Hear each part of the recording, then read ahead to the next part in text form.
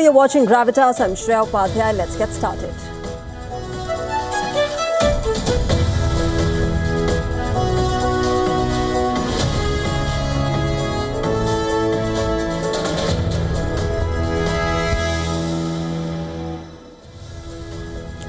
Well, tonight we get you the latest on the Russia-Ukraine war. After Ukrainian deep strikes on Russia's energy infrastructure, a barrage of glide bombs was unleashed upon Ukraine amid a severe fuel shortage that Russians themselves are struggling with. It's triggered a new domestic political challenge for President Vladimir Putin. We decode the latest from the war room. We also continue to track the protests in Pakistan-occupied Kashmir as more prominent voices are being arrested and suppressed by Field Marshal Asim Munir. Pakistan's opposition leader Achakzai has now compared the situation with the Jallianwala Bagh massacre by the British, the latest coming up tonight. And a political war has erupted in America as Donald Trump's crypto gains have been unveiled, billions made in crypto ventures. Trump says this reflects financial transparency, but the Democrats are calling it conflict of interest. We're getting you all about it tonight. But first, let's tell you all about the Russia-Ukraine war. We start with the Russia-Ukraine war tonight because remember, the brutal cycle of attacks has been intensifying as missiles and drones reshape the battlefield. After Ukraine went deep and attacked Russian energy infrastructure, a barrage of glide bombs were unleashed upon Ukraine. Remember, this comes amid an admission of fuel shortage by President Vladimir Putin. Nevertheless, both sides are targeting what keeps the war machine alive, and a new wave of strikes is only escalating this conflict. Take a look at this report that gets you more details.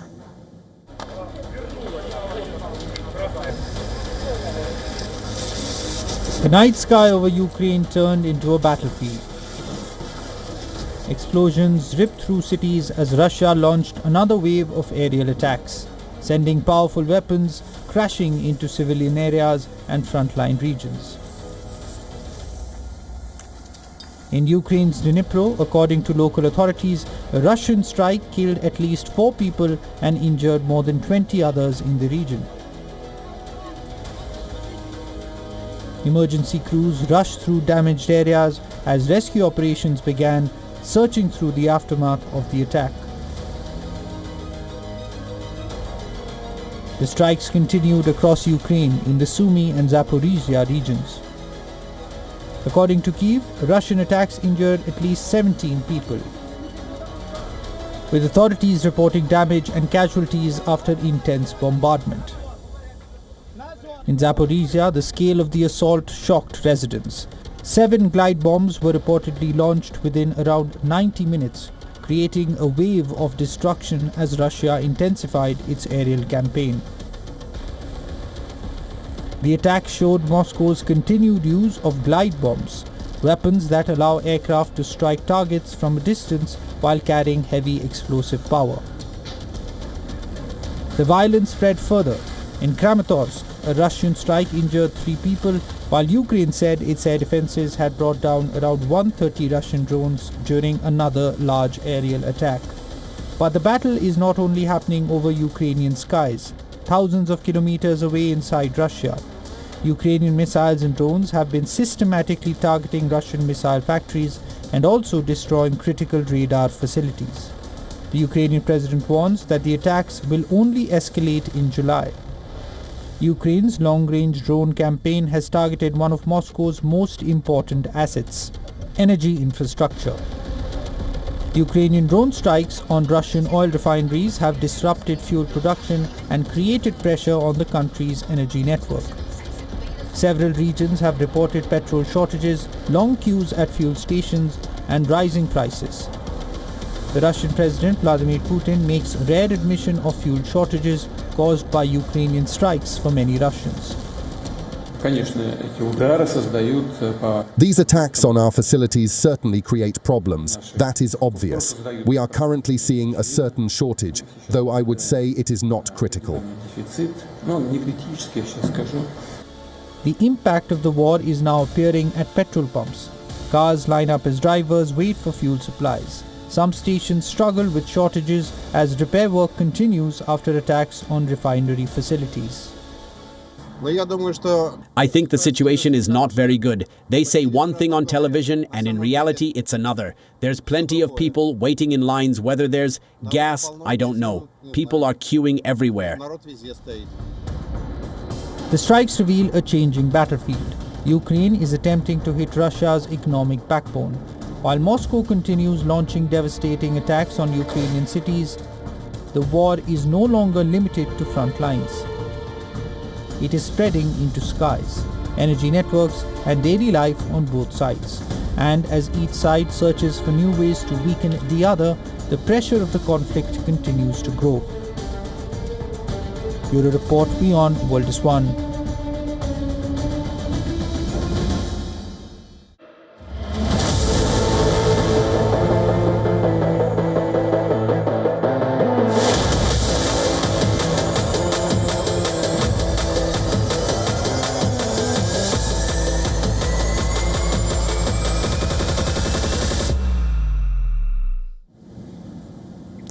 Pakistani Army Chief Asim Munir's misadventure of attacking Afghanistan has backfired once again. This time, the Taliban not only launched retaliatory strikes inside Pakistan, but they also exposed how ISIS, the world's deadliest terror group, continues to find a safe haven under Munir's watch. As per Afghan Defense Ministry, airstrikes were conducted on centers of ISIS, allegedly operating in the Saranan area of Balochistan's Pishin district and Khyber Pakhtunkhwa's Kambar Khel and Garam Chashma areas. Now, according to them, these centers were used as a coordination hub to bomb Afghanistan, in which civilians were targeted, and for sabotage attacks. In fact, they also stressed that these strikes inflicted heavy casualties and material losses on ISIS without resulting in any civilian casualty. Earlier, remember, on the 28th of June, Pakistan had targeted 3 eastern provinces of Afghanistan, Paktika, Kunar and Paktia. While Islamabad claimed to have killed 29 terrorists, Taliban asserted that at least 36 civilians, including children, had been killed, whereas 163 others had been wounded. On its part, though, Pakistan refuted Taliban's claim of strikes. Instead, the Pakistani military stated that Afghanistan launched 4 rudimentary drones into Balochistan to support terror outfits. It also added that these incoming drones were neutralized using sophisticated countermeasures. Asim Munir's forces also warned that any further provocations would invite a strong response. But remember, this has raised a larger question. At a time when Pakistan is desperately trying to be in America's good books amid the West Asian war, is it harboring America's adversary, the ISIS, or its offshoot, the Islamic State Khorasan province? During Donald Trump's presidency, remember, the US military has repeatedly targeted ISIS terrorists across the world. For instance, CENTCOM forces conducted an airstrikes on northwestern Syria on the 19th of June this year that reportedly resulted in the death of a senior ISIS leader, Ali Hussein al-Ulaivi. This also assumes significance as ISKP and the Afghan Taliban view each other as ideological enemies owing to their distinct worldview. While Taliban is confined to governing Afghanistan, ISKP's goal is to build a global caliphate. Since seizing power in Afghanistan in 2021, the Afghan Taliban has stepped up operations against ISKP, especially in the Nangarhar province, where it is believed to have a strong foothold. Now, ISKP's presence in Pakistan was confirmed in a recent US Congressional Research report. As per this report, this outfit has an estimated strength of 4,000 to 6,000 members. Most of these fighters are believed to be former members of Tehreek-e-Taliban Pakistan and the Islamic Movement of Uzbekistan. The report also mentioned that this group is based not only in Afghanistan but also in Pakistan, where it fights alongside alienated Afghan Taliban members. While Pakistan helped America in the capture of ISKP's Mohammad Sharifullah, the alleged mastermind of the 2021 Kabul bombing that killed 13 American troops, its actions are now perceived to be deceptive. In October last year, remember, an intelligence dossier revealed that Lashkar-e-Taiba and the ISKP are coordinating operations with attempts to destabilize India under the direct patronage of Pakistan's spy agency, the ISI. For instance, a photograph accessed by WION showed ISKP's Balochistan coordinator Mir Shafiq Mengal gifting a pistol to LET commander Rana Mohammad Ashfaq. Mengal has been facilitating ISKP's operations in Balochistan's Mastung and Khuzdar. And this is not all. As per an intel report, ISKP's propaganda magazine called Yalgar also expressed intent to expand its terrorist attacks into Jammu and Kashmir. While Pakistan remains in denial, it is increasingly clear that Asim Munir's support for terror groups continues unabated.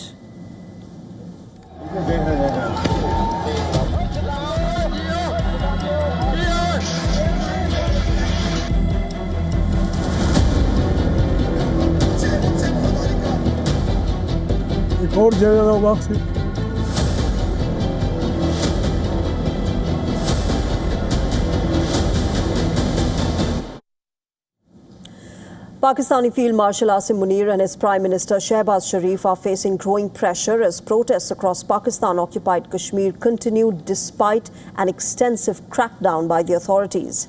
The latest move to arrest Shaukat Nawaz Mir, a prominent voice in the region and a senior leader of the Joint Awami Action Committee, or the JAAC, has led to deep anger among the locals. As per reports, Mir was detained in a coordinated operation involving intelligence agencies, the local police and the Pakistan Rangers before being shifted to Rawalpindi. The arrest reflects a shift in Islamabad's strategy.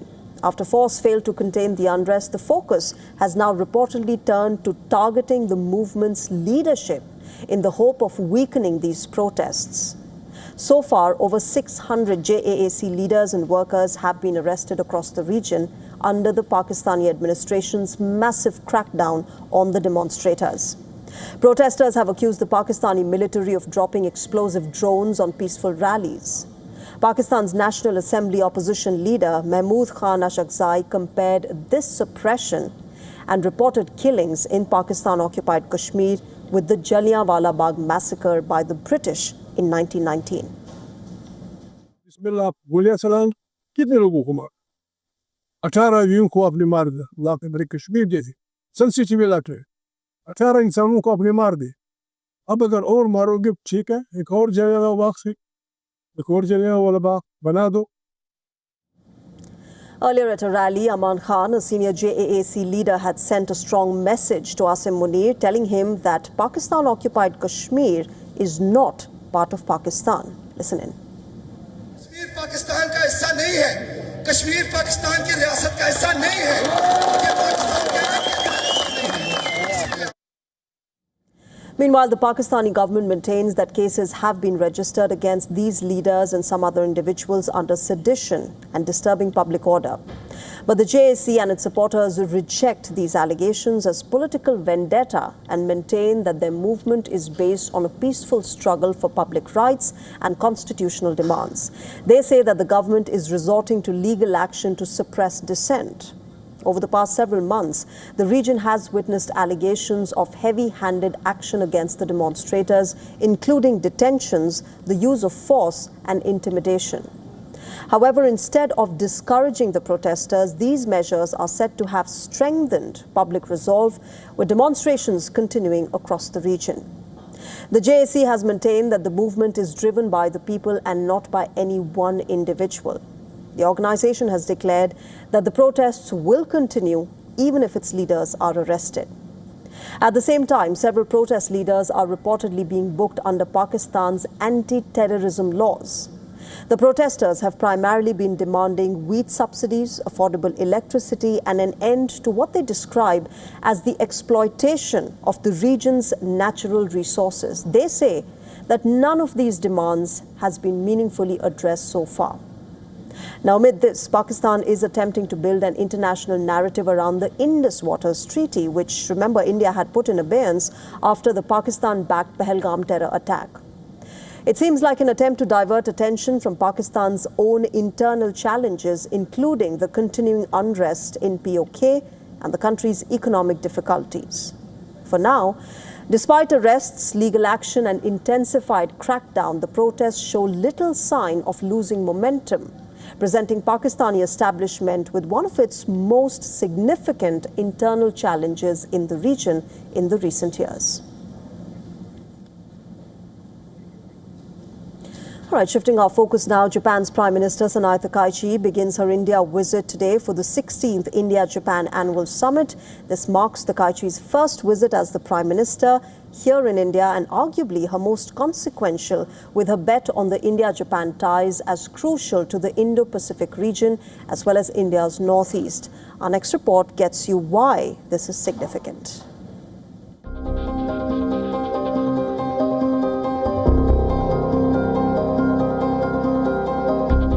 Japanese Prime Minister Sanae Takaichi is in India for the 16th India-Japan Annual Summit. The visit comes at a time of dramatic geopolitical churn. Both India and Japan have dealt with tariffs imposed by Trump administration, the economic fallout of the Iran war, and the disruption of energy supplies. The interim deal between the US and Iran remains uncertain too at the moment. Ahead of her visit, in an op-ed for the Times of India, PM Takaichi invoked Hindu spiritual leader Swami Vivekananda and former Japanese PM Shinzo Abe's words, "A strong India is good for Japan and a strong Japan is good for India." Economic, security and energy cooperation tops the agenda. The two leaders are expected to discuss expanding Japanese investments in India, strengthening resilient supply chains, and boosting collaboration in semiconductors, critical minerals, and advanced manufacturing. Japan is India's fifth largest investor, with cumulative FDI at $48 billion and a 10 trillion yen private investment target set for the next decade. Around 1,500 Japanese firms operate in India, many relocating out of China, facing regulatory and geopolitical friction. India and Japan are part of the crucial Quad group. In order to maintain the Indo-Pacific's accessibility and prosperity, it supports free commerce, freedom of navigation, and the rule of law. Regional peace, economic prosperity, and maritime freedom then become cornerstones of the IOR region.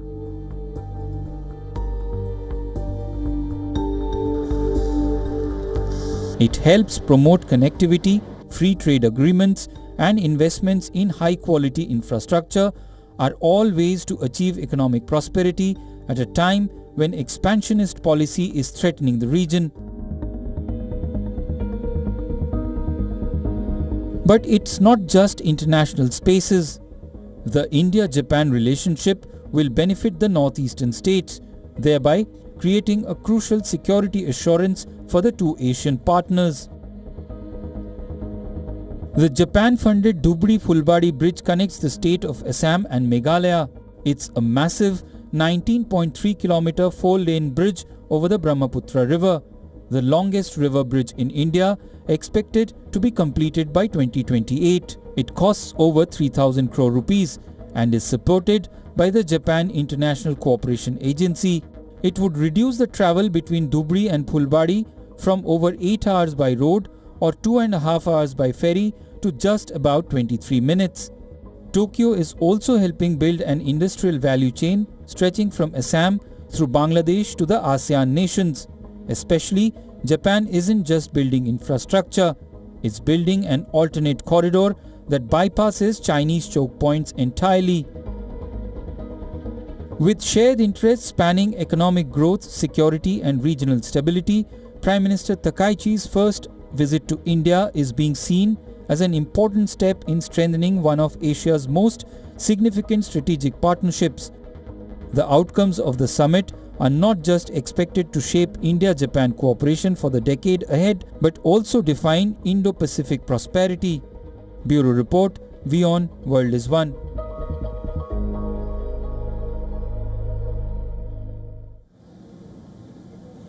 All right, moving on to other updates now. Iran has vowed to retaliate against those that it holds responsible for the killing of its late supreme leader, Ayatollah Ali Khamenei, and other Iranians in the US-Israeli strikes. The warning came as Tehran resumes indirect talks with the United States and Qatar. Both sides are expected to discuss regional security and the Strait of Hormuz. Iran's Supreme National Security Council said that the case of Khamenei's killing remains open at the moment. It warned that the commanders and perpetrators would face justice in due time. Khamenei's funeral is expected to be one of the largest state ceremonies in Iran's history. The late Iranian supreme leader was assassinated on the 28th of February this year, and now the funeral will run from the 4th till the 9th of July across Iran and Iraq.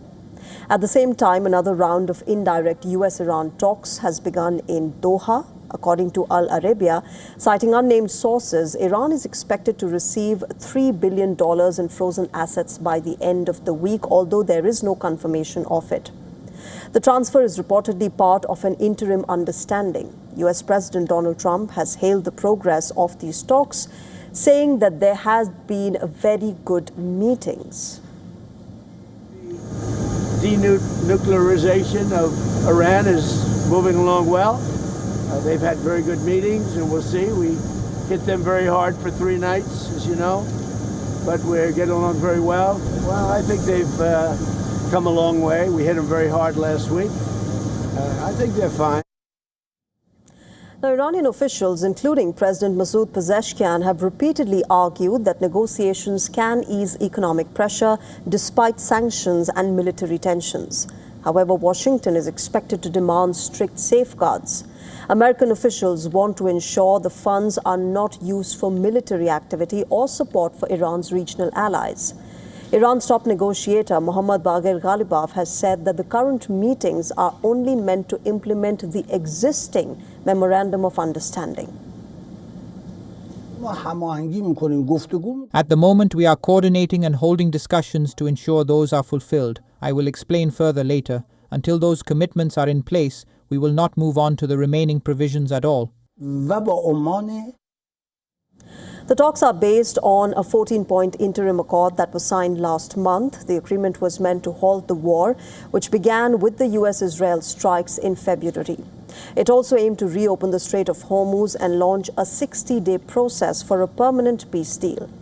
Since the war began, Iran has repeatedly used the Strait of Hormuz as leverage. It has threatened commercial shipping and carried out attacks on vessels, forcing tankers and cargo ships to alter routes or delay voyages.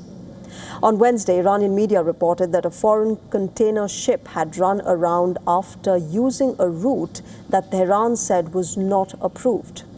Officials did not identify this vessel or even explain what caused the incident. The state media said that the ship entered shallow waters outside of Iran's designated transit corridor. Iran's Revolutionary Guard has repeatedly, warned that vessels traveling outside the routes approved by Tehran risk irreparable incidents. With that, let's tell you what's coming up on Gravitas in just a bit. Chinese President Xi Jinping has once again evoked the National Reunification Plan, and he's asserted that Taiwan is part of China. A look at what he said at the founding anniversary of the CPC.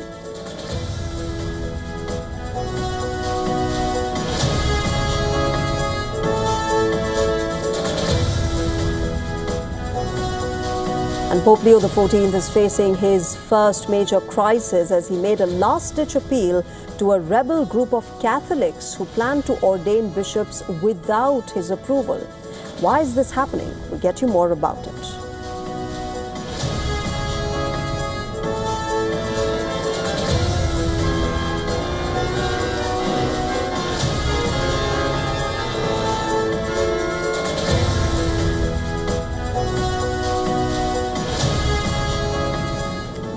But first, let's talk about South Africa.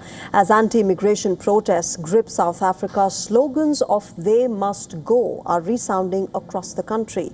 The unofficial deadline given by protesting groups for illegal immigrants to leave is already over. And now, the country is witnessing intensified protests across various cities.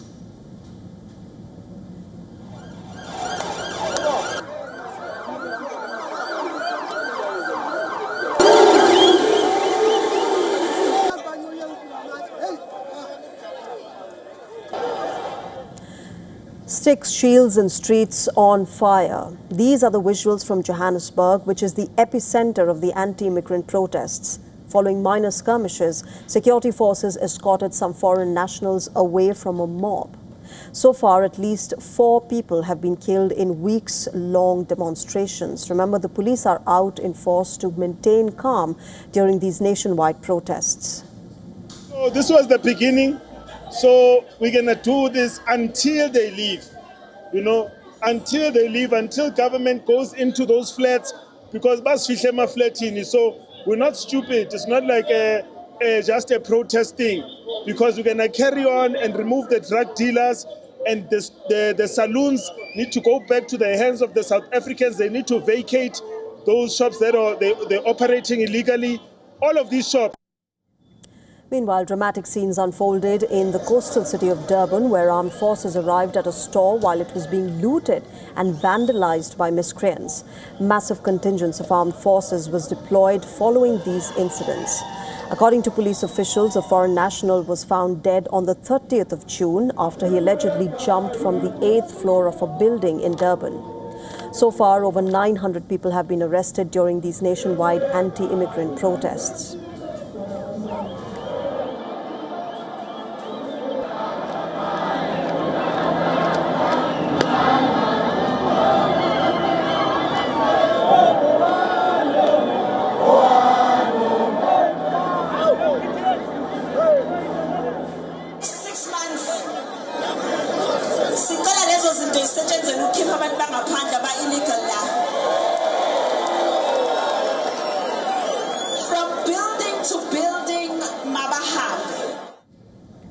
Amid the heavy deployment of security forces, anti-immigrant protests marched through the streets of Durban. Remember, these are the protesters that have been marching through cities. Demonstrations were seen and demonstrators were brandishing sticks and traditional Nguni shields as well.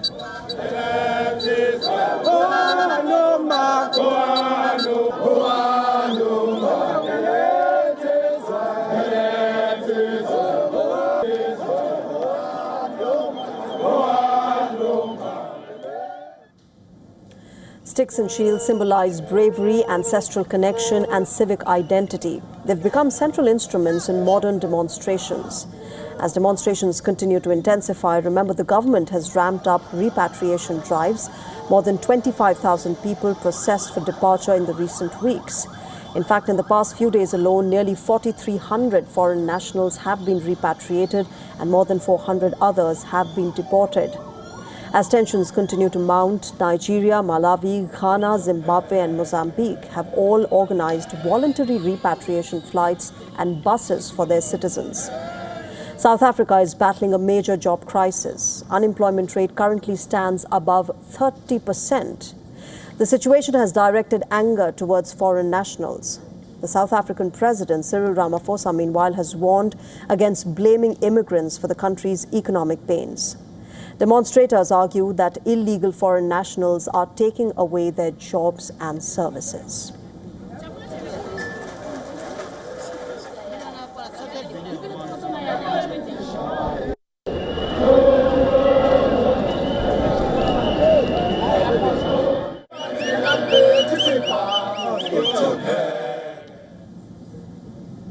Right, shifting our focus now to India, the Vijay government in Tamil Nadu has taken a major step to spark scientific curiosity among young minds. From exploring the mysteries of the moon to transforming classrooms of the future, one scientist is now on a new mission, inspiring the next generation to think, create and innovate. He's known as the Moon Man. Malaswamy Annadurai, who played a key role in India's lunar journey, is now focusing on a different launch pad, Tamil Nadu's school syllabus. Take a look.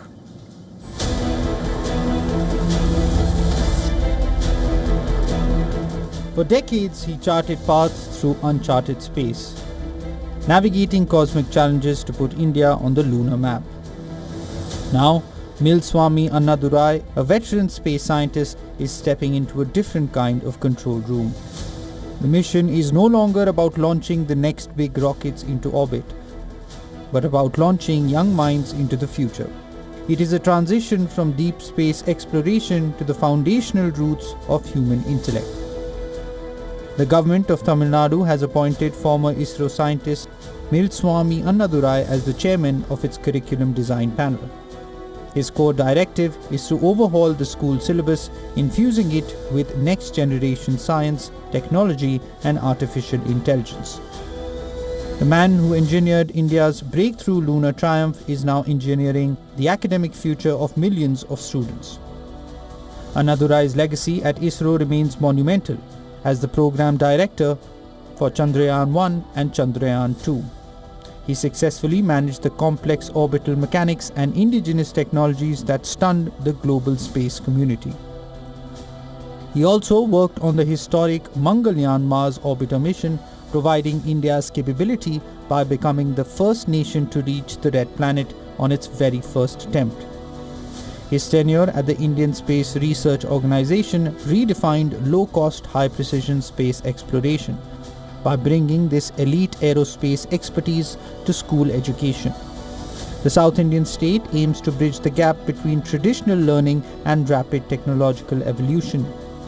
Textbooks will soon reflect the practical realities of data science, robotics and aerospace concepts. The Moon Man is setting a new trajectory, ensuring that the classroom becomes the launchpad for India's next technological revolution. Bureau Report, WION World is One.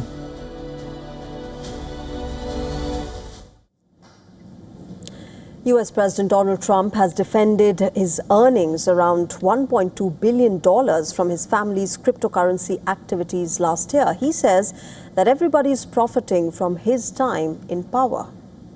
Well, I don't get involved in my personal. We have funds that run my money. But you are benefiting. Well, I've made a lot of money before I became president, and they invest my money, and I don't talk to them. I don't even speak to them. So I have many people, I don't know what they call it, closed accounts or something. You put your money in, and that's it. I don't talk to them. They're big institutions, and they run it. But yeah, I've had a great career. In business, I've had a great career. Now, President Trump also insisted that his wealth was due to his prior career, despite the fact that the earnings are related to crypto ventures that were launched during his first year back in the White House.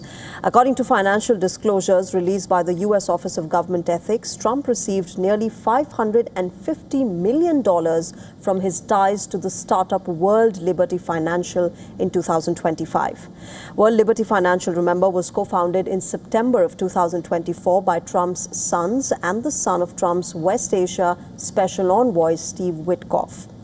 The 927-page filings also mention $635 million in royalties received under a licensing agreement related to the Trump cryptocurrency that was launched just hours before the president's inauguration in January last year.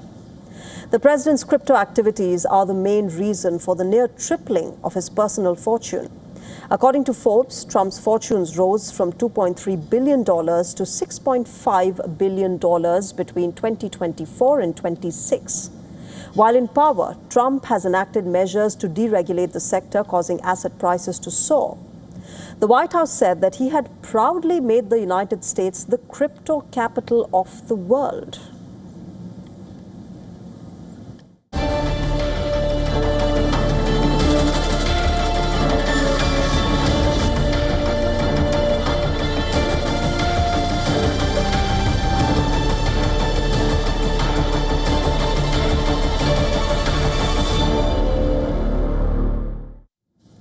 Amid escalating tensions with Taiwan, Chinese President Xi Jinping's ambition was on display yet again. Addressing a gathering to mark the 105th anniversary of the Communist Party of China, or the CPC, he issued a clarion call for the complete reunification of China. In a speech to political and military leaders, Xi Jinping stressed that resolving the Taiwan question and achieving the country's reunification is a historic mission and unshakable commitment for the CPC. We attach great importance to our self-development, resolutely remove whatever undermines the party's purity and advanced nature, and rid ourselves of any virus that erodes the party's health, tempering ourselves through revolution and grown stronger. Lauding the party's role in shaping global development over the past century, he also claimed that the party has always stood on the right side of history.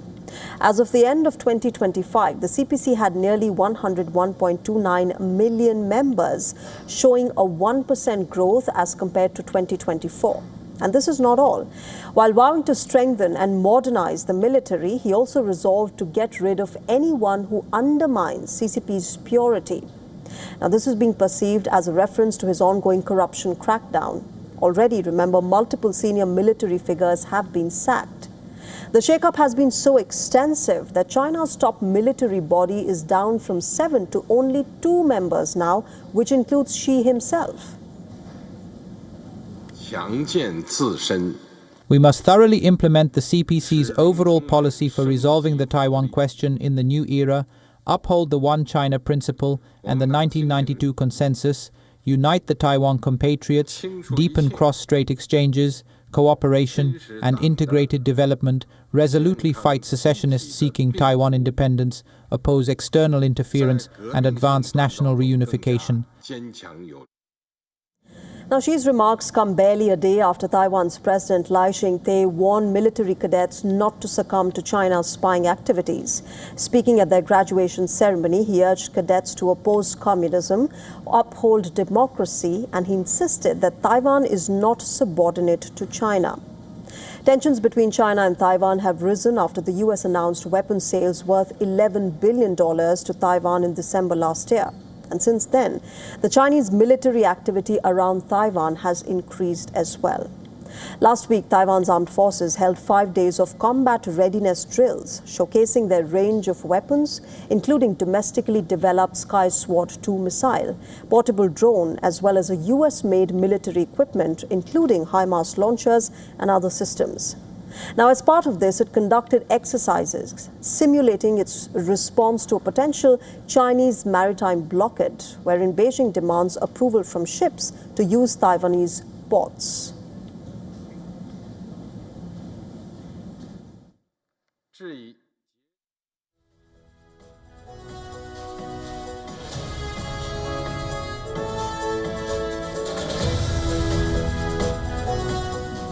The Chinese president's stance on Taiwan just goes on to reiterate that fears of a fresh conflict cannot be understated.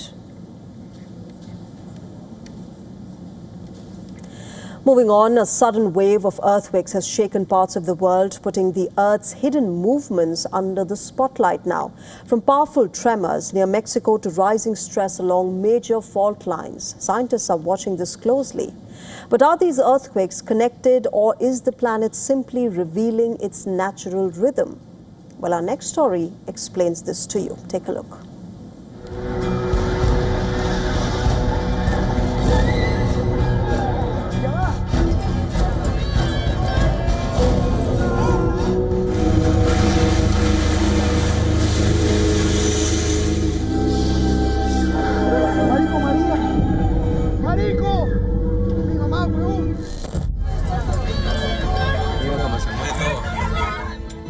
The crisis began in Venezuela, where a rare and devastating double earthquake struck a week ago.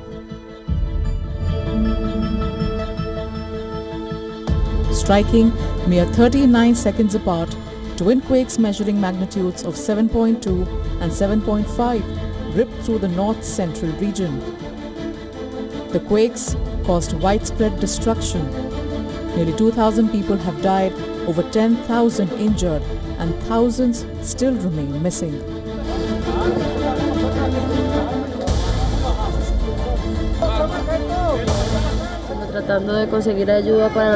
Well, trying to get help for the little girl, medicine and those kinds of things for her.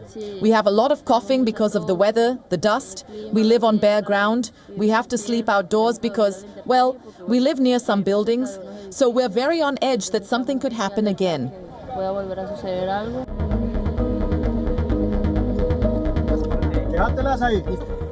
Search and rescue teams from about 30 countries alongside United Nations disaster units are currently racing against time. Amidst hundreds of aftershocks, teams are clearing rubble with heavy machinery and bare hands.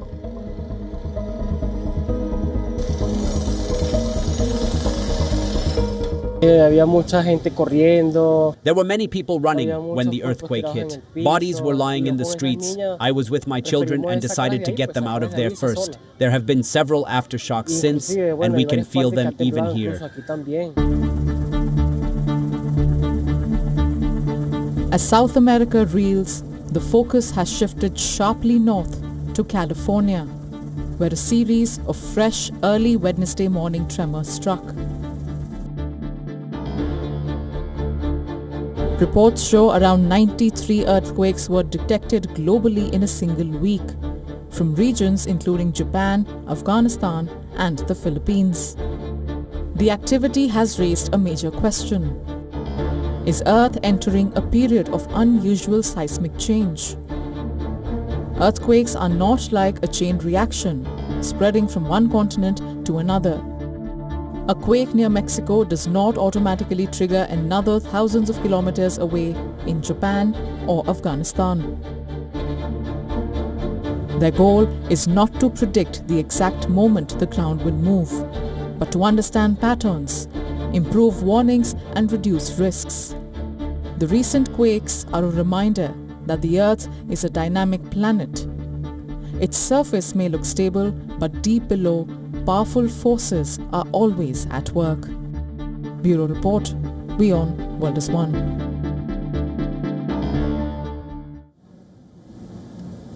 Moving on, beneath the waves, a warning is rising from the planet's largest heat reservoir.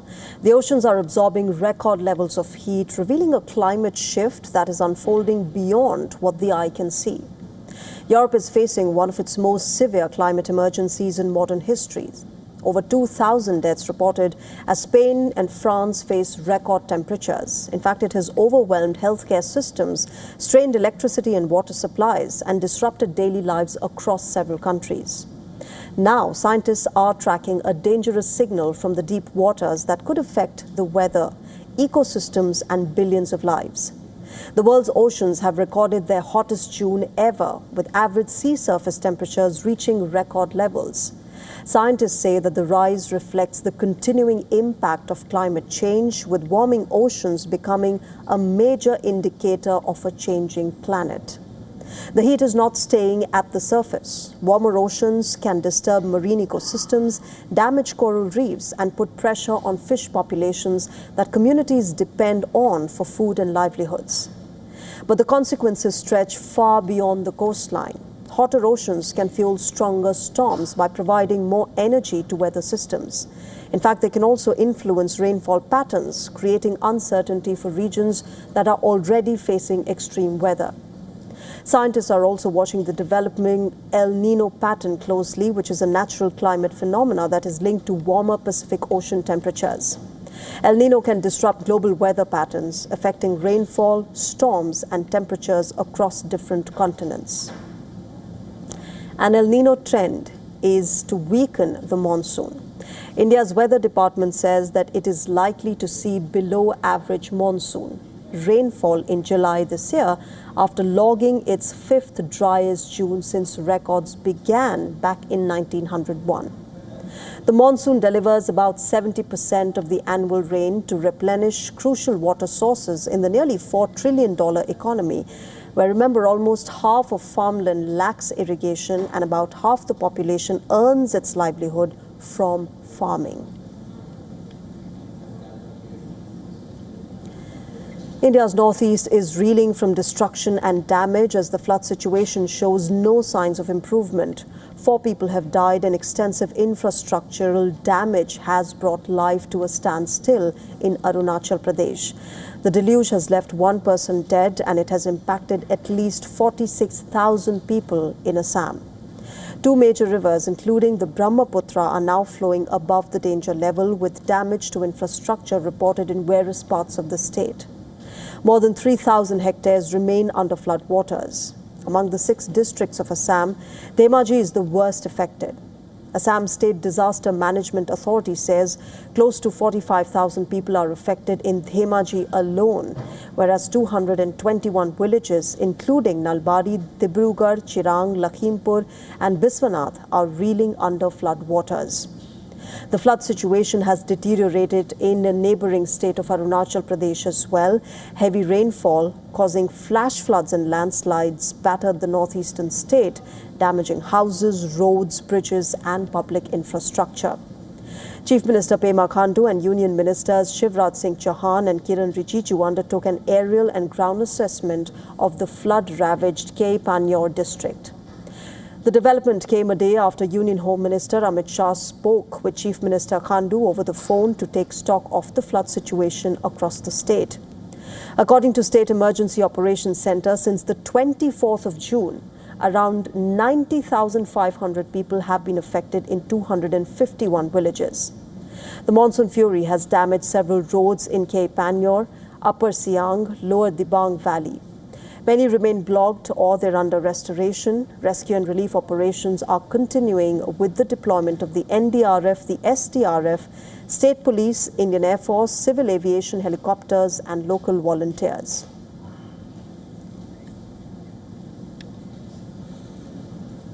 In other news, the world's largest digital camera began a 10-year survey of the southern night sky. It is installed at the Vera C. Rubin Observatory in Chile. It captures hundreds of images every night to create the most detailed map of the universe ever made. The LSST camera is the largest digital camera that has ever been built. It features 3,200 megapixels and 189 image sensors with the ability to detect extremely faint objects. Roughly the size of a small car, it weighs about 3,000 kilograms. Now, the observatory plans to take around 700 to 800 images every night. Repeated observations will build deeper, sharper images of the entire southern sky. The survey will help map the Milky Way, discover millions of asteroids, track supernovae, and study black holes. Scientists also hope to find evidence of the hypothetical planet 9 beyond Pluto's orbit in the Kuiper belt. The project also aims to improve understanding of dark matter, dark energy, and the expansion of the universe. Its observations will help scientists study how galaxies form, evolve, and cluster over time. There's good reason to believe that there could be a ninth planet out there beyond the dwarf planet Pluto that used to be further in the solar system but has been kicked out during the development of the solar system. If Planet 9 exists, then it's out there somewhere in the Kuiper belt. Funded by the U.S. National Science Foundation and the Department of Energy, this observatory is named after astronomer Vera Rubin, who provided early evidence for dark matter. The project brings together hundreds of scientists to advance astronomical research over the next 10 years. In other news, in an unprecedented development, a group of traditionalist Catholics defied Pope Leo by consecrating 4 bishops without his consent, triggering a major crisis. The Society of St. Pius X went ahead with a ritual-filled ceremony at its seminary in Switzerland's Econ, despite a last-ditch appeal by the Pope to call it off. Earlier, he had warned that consecrating bishops without his approval amounted to a sin of extreme gravity. Now, why is this significant? Well, as per the canon law, the mere act of consecrating a bishop without a papal mandate implies automatic excommunication for the new bishops and the bishop administering the rite. It's seen as an intentional rupture of the unity of the Catholic Church, and this is the highest penalty in the Catholic Church. The 5-hour ceremony, which was live-streamed on YouTube, was attended by thousands of people. Bishop Alfonso de Galarreta, who himself was excommunicated in 1988, placed his hands on the heads of each of the 4 new bishops, defending the consecrations. Imagination ou prévision humaine.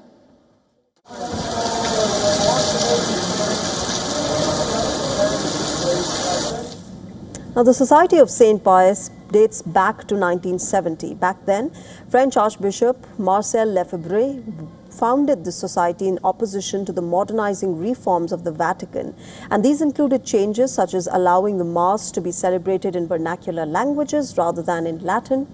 In 1988 as well, a controversy arose after Lefebvre consecrated 4 bishops without the Pope's consent at the time. Subsequently, the Vatican promptly excommunicated them. Now, despite all of this society claims to have 6 bishops and 751 priests. Now, this is being perceived as a challenge to the authority of Pope Leo, who has, remember, prioritized church unity. All eyes are now on the Vatican's next course of action.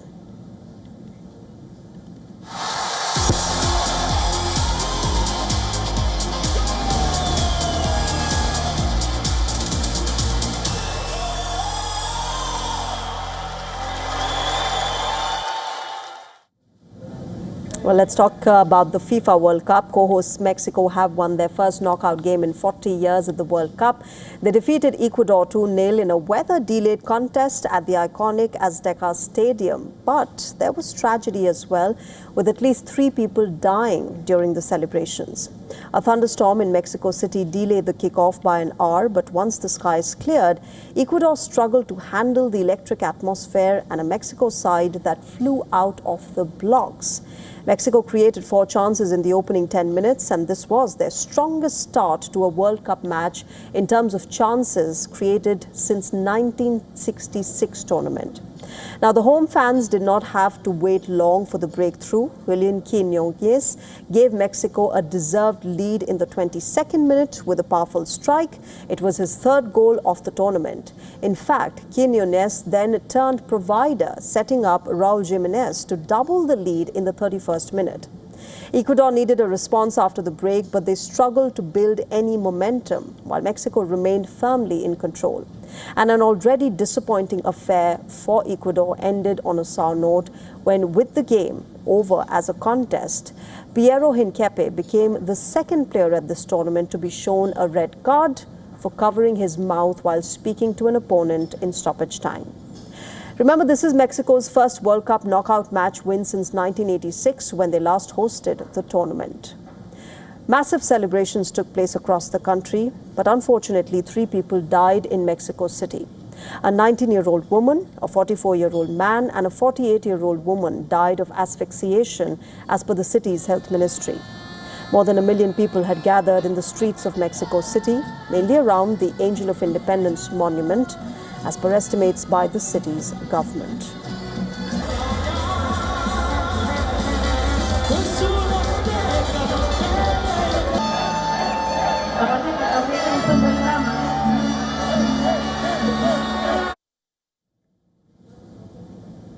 When it comes to the FIFA World Cup, there are few whose record can be compared to Kylian Mbappé. From lifting the trophy as a teenager in 2018 to the Golden Boot in 2022, the French captain has marked several milestones in football. And now he has created yet another record. The France captain, who is still only 27, produced a match-winning brace against Sweden to send his team into the round of 16. With his 2 goals, Mbappé became the highest goal scorer in the FIFA World Cup knockout history, scoring 10 goals in 9 World Cup knockout matches across just 3 editions. In fact, the French superstar surpassed Brazilian great Ronaldo, who both finished their careers with 8 World Cup knockout goals. Now, he's also moved clear of some of the game's greatest names, including Pelé, who scored 7 goals in the World Cup knockout stages. The French superstar has also drawn level with Messi in the race for the Golden Boot, with 6 goals to his name.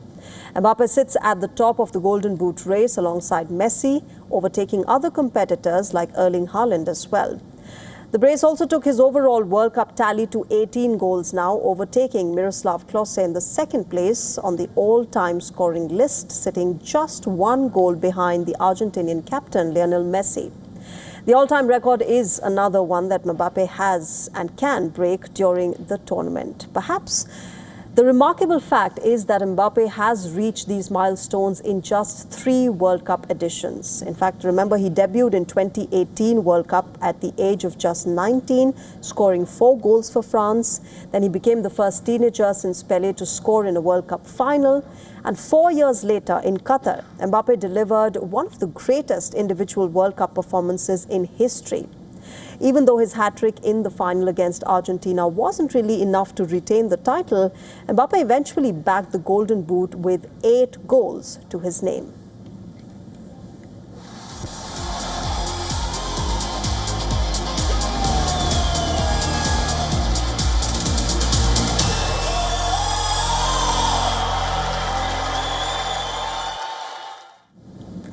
And on that note, it's a wrap on this edition of Gravitas. As always, thank you very much for joining us tonight. We'll see you tomorrow. Bye-bye.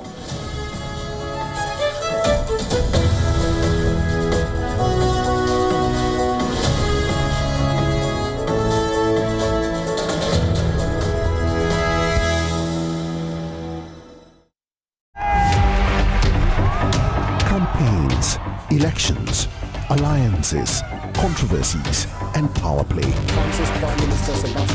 Stories that analyze global and domestic politics. A dedicated show with varied perspectives, expert take, citizens' voices, detailed ground reports, and in-depth coverage from political corridors of the world.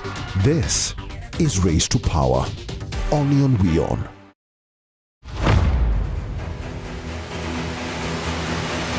Get the latest updates. Breaking news. Credible, clear, continuous. Experts across aisles. Diverse voices, one platform. WION World is one. In this rapidly changing world, is your health keeping pace? Best practices and breakthroughs, busting the hype with real insights. The timeless power of yoga and ancient healing. Good food, good mood. Small steps, big impact. Your health matters. Only on WION World is One. Because nothing matters more.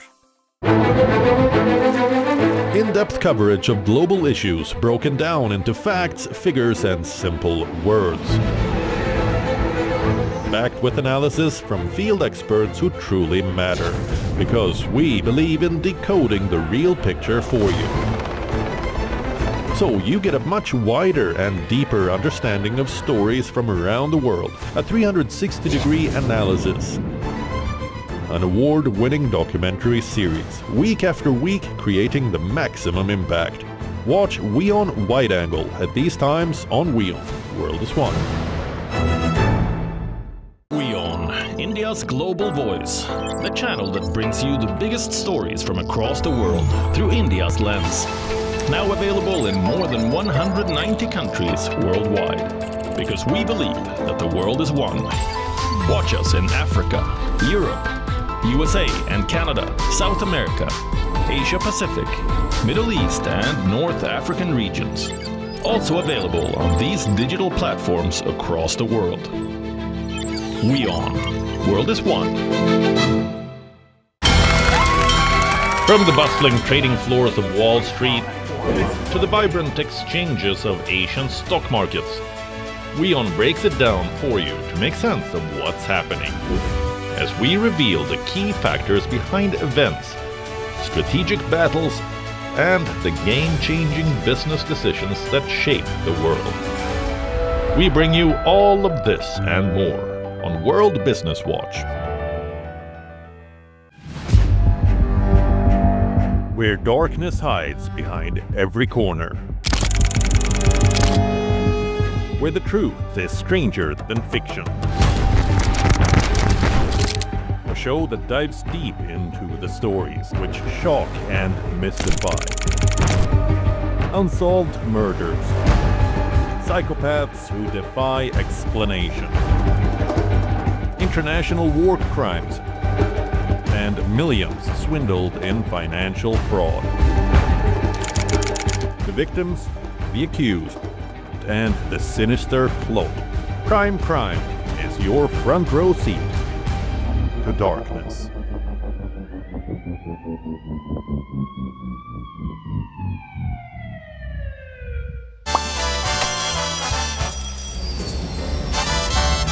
Vielleicht nur als Impostant.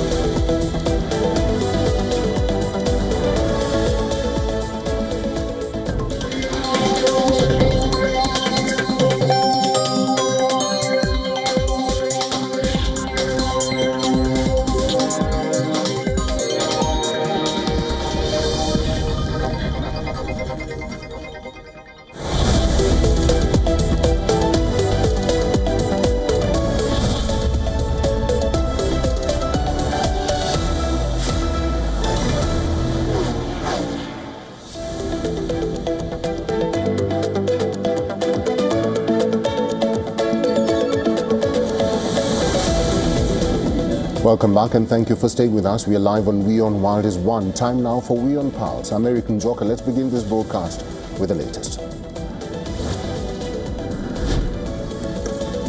China's Foreign Minister Wang Yi urges the United States to handle Taiwan with utmost caution during a call with Secretary of State Marco Rubio.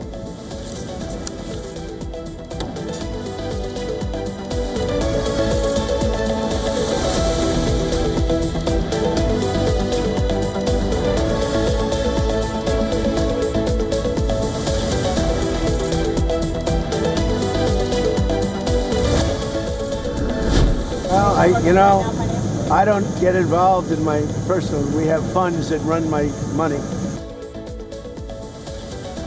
President Trump defends earning around $1.2 billion from his family's cryptocurrency activities last year, saying everybody is profiting from his time in power.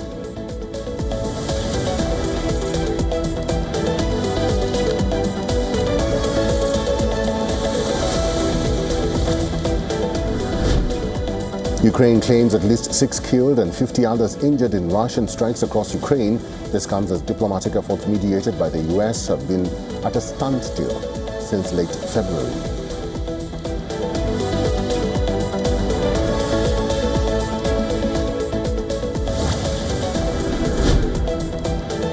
Israel's defense minister says that Israeli forces will remain in so-called security zones established in Lebanon, Syria and Gaza until further notice.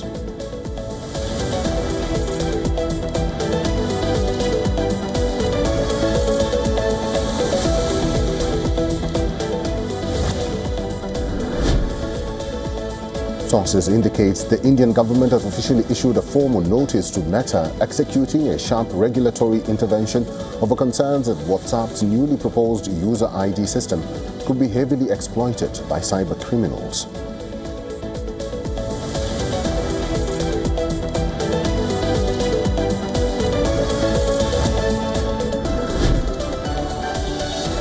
Venezuelans are running desperately low on food as daily life remains in ruins a week after twin earthquakes left almost 2,000 people dead, with little hope of finding more survivors in the debris of collapsed buildings.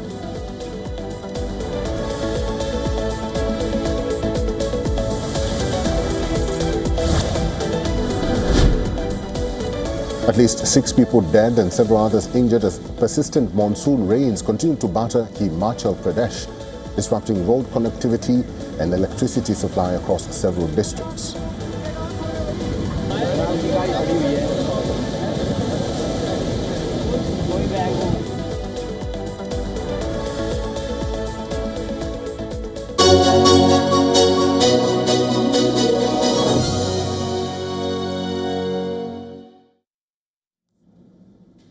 Japan has entered a new political era. For the first time in its history, the country has a woman at the helm of its government. But Sanae Takaichi's rise is not just a symbolic milestone.